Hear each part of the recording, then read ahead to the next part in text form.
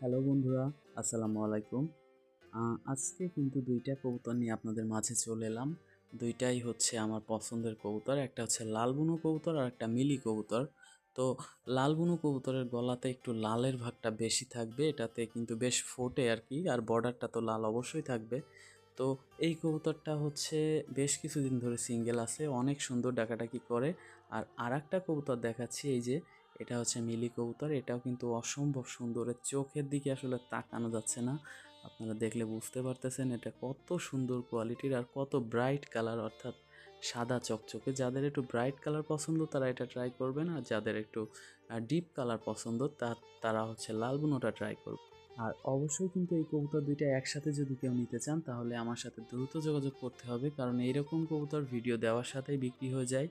আর অনেকেই আমার কাছে কল করছেন, আমি বলছি ভিডিও দেওয়ার সাথে যোগাযোগ করবেন, এজন্য মোটেও দেরি না করে সাথে সাথে